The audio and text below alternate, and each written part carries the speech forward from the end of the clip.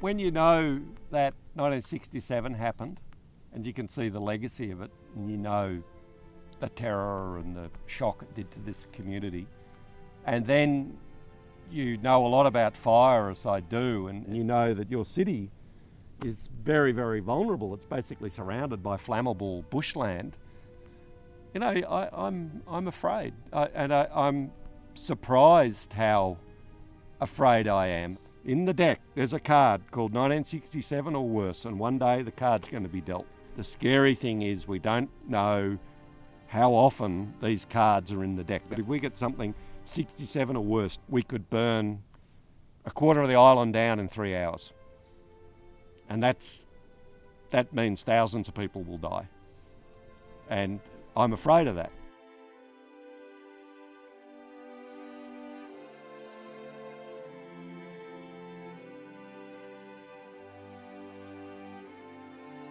What happened here on the 7th of February 1967, I would argue, was a seminal moment in fire ecology. There were a lot of fires burning around the landscape in southern Tasmania, and it just so happened on that day a conjunction of extreme fire weather events all converged, namely very high temperatures on the back of a drought, on the back of a very wet spring, so there was an abundance of fuel.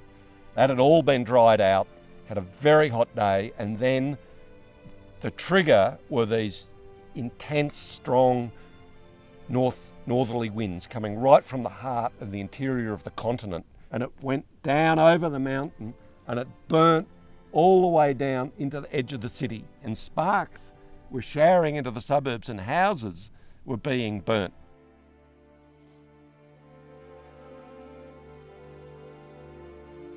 And at the very last moment, the city was about to be incinerated. The wind dropped and the city was saved. We're carrying an enormous risk here. That event's going to happen again, but we don't know when it's going to happen again. We have no idea what the natural return time is, let alone what additional effect global climate change is having. The power of Tasmania is we have long-lived trees. They have beautiful tree rings and they are fire sensitive. So Athrotaxis is very significant to try to bracket or understand what is the return time of extreme fire events.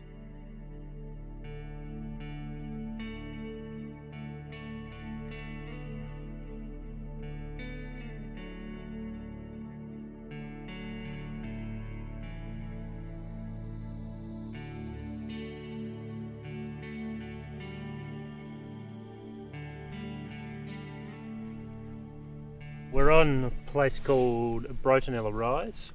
It's about as close to wilderness as you get.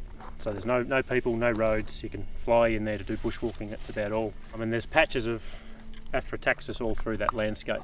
And about a third of the distribution of these Athrotaxis has actually been burnt in the early 19th century. So obviously there's been a fire that's killed this tree. So the outer ring of the tree ring chronology that we find should give us a clue as to when these trees died. So the pith should give us the establishment date of the tree, so when the tree started growing. And out here near Andreas's thumb should give us the date of the day the tree died, so when it got hit by fire. And so we want to understand how much and where, and to some extent, these trees actually can survive or coexist with fire. What's important about this place is it's so indicative of something that's happening across the island. And Andreas and I have been walking around in this landscape and we've seen, 10 seedlings after maybe 2 days of walking all across the landscape. So there's no regeneration. So once these fires get in, it's basically the end of Kingully pine in this little valley, at least as far as we can tell. So let's say there could have been a fire in the late 1700s, and it appears that a lot of trees established after that. And so why trees are not establishing after the fires in the 1930s? Those are the kind of questions that we're trying to answer.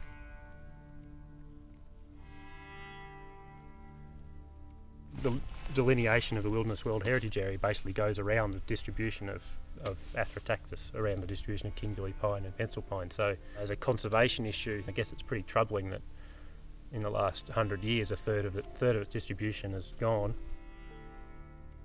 As an ecologist, admittedly, it's quite exciting because I can see that it's a mystery to be solved. It's like, wow, look at all these dead trees, and they're sort of ghost-like figures. But as someone who values, I'm a bushwalker and I love walking landscape, so to see death and destruction all around is also quite disturbing, admittedly, and I think most people would admit to that.